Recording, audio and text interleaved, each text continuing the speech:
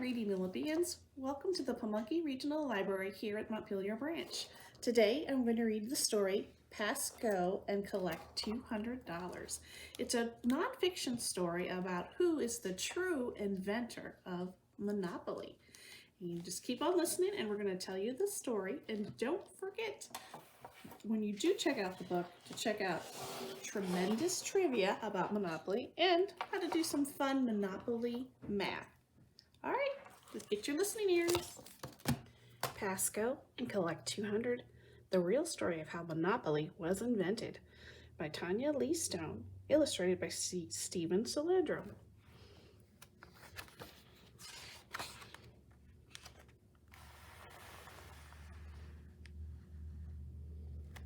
What kind of Monopoly player are you? Do you save your money until you land on Park Place or Boardwalk? Do you buy up all the properties you can? Do you always want to be the banker? Do you and your friends like to make the game last for days or find ways to play a shorter game? Monopoly is one of the most famous games in the world.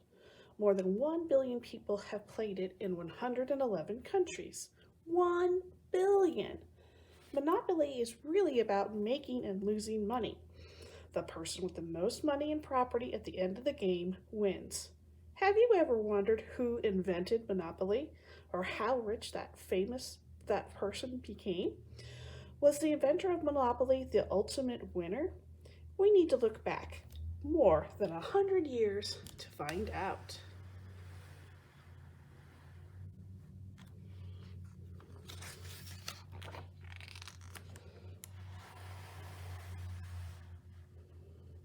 Here we go. Lizzy Maggie, from 1866 to 1948.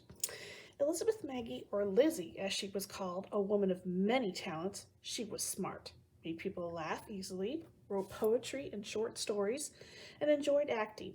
Sometimes Lizzy would dress in a costume, knock on her own door, and trick her husband into thinking she was someone else. But she wasn't afraid to speak her mind publicly either, which was a brave behavior for a woman at that time.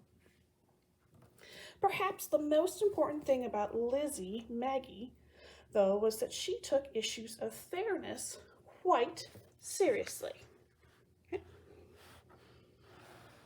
In the late 1800s, millions of Americans left small towns and farming areas to move to cities, where workers were needed more than ever before. Of course, they had to have places to live. A small number of wealthy people began to buy as much of the land as they could.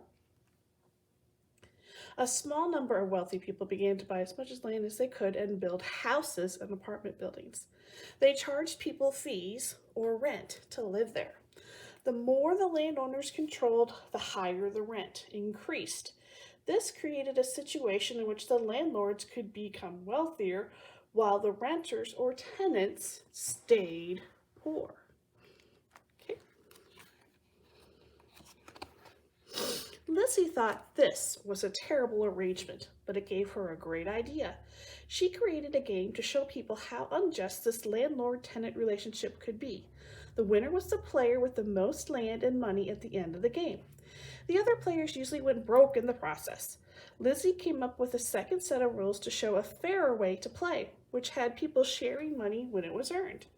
She likely knew that was the first, more competitive way to play would be more popular.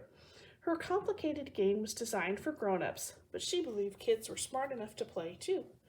Lizzy hoped kids would see just how unfair the first set of rules was and grow up to play by the second set in real life.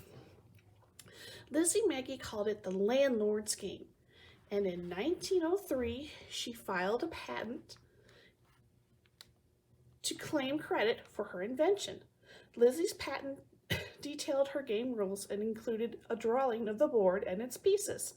It was the first time anyone who had ever filed a patent for a board game. The patent was granted in January of 1904, at a time when women received fewer than 1% of all the patents. Look at the games right there. Looks familiar, doesn't it? To play her game, Lizzy used dice, a bank with play money, two kinds of cards called Luxury and Legacy, a player that might draw during a turn out. She had four railroads, each one placed in the middle of each side of the board.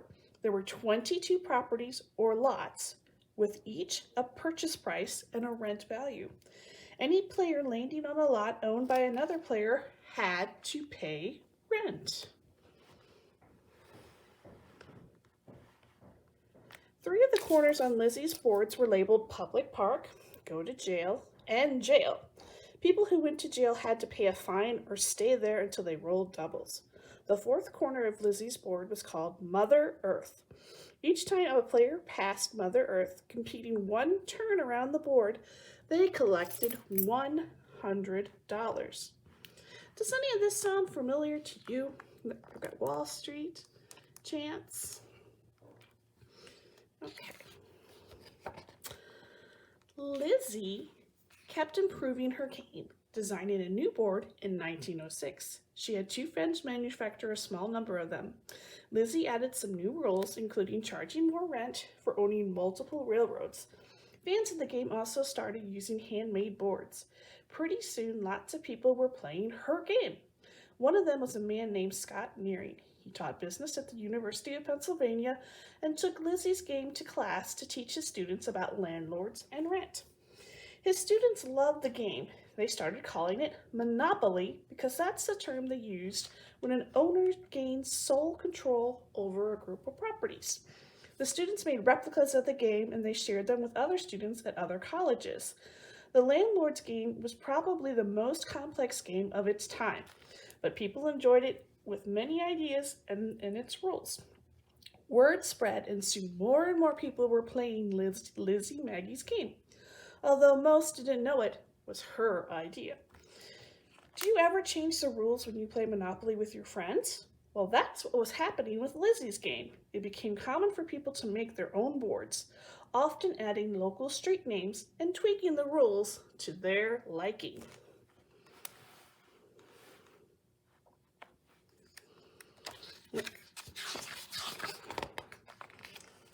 Here we go. In 1909, Lizzy Maggie showed her game board to George Parker. George Parker and his two brothers owned the Parker Brother Game Company. They admired her game, but they thought it was too challenging and educational, and they turned her down. She made more changes and tried to sell her game to Parker Brothers again, but they still weren't interested. And in 1924, Lizzie renewed her patent. This time she added a rule that allowed a player who owned all the railroads or utilities to double their rent.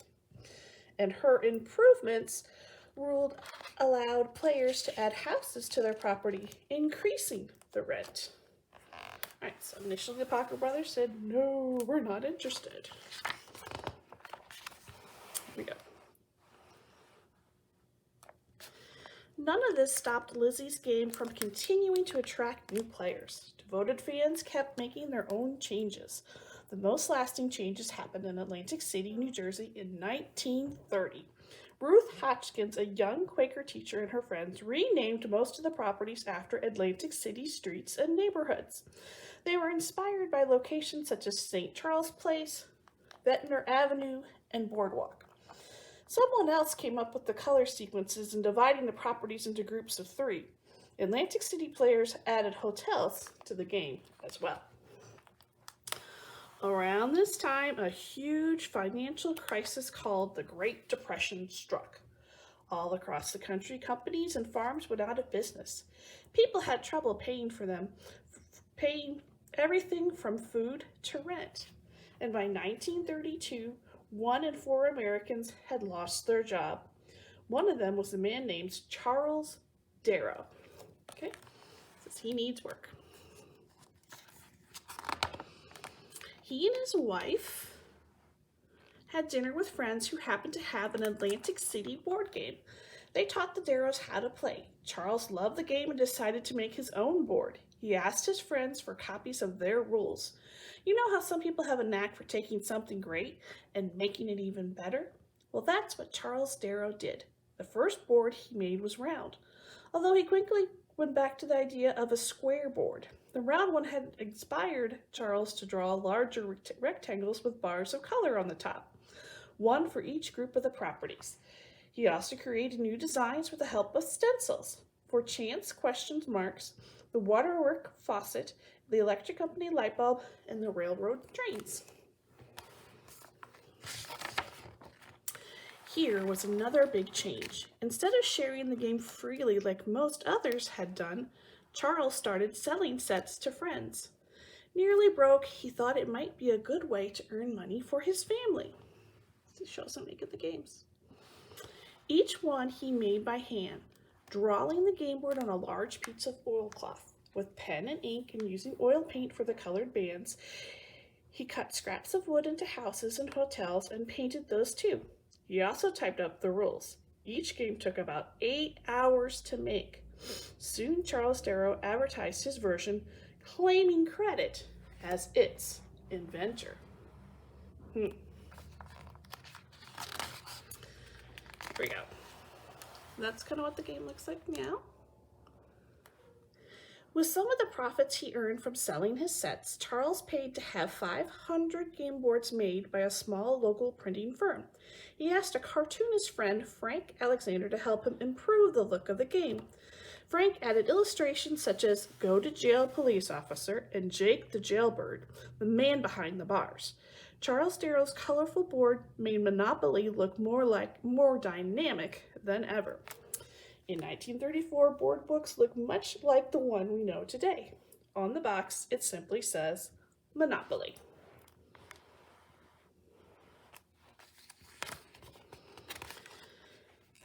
Charles tried to sell the game to 2 companies, one which was Parker Brothers. He was turned down, just like Lizzy, but Charles did not give up. He persuaded a big department store and a famous toy store to stock his Monopoly sets for Christmas. Pretty soon, other stores signed on. See, it's got them in their windows right there. Parker Brothers heard that Charles Darrow's Monopoly game was quickly becoming a big hit. It was selling so well that no Parker brother had given him before was about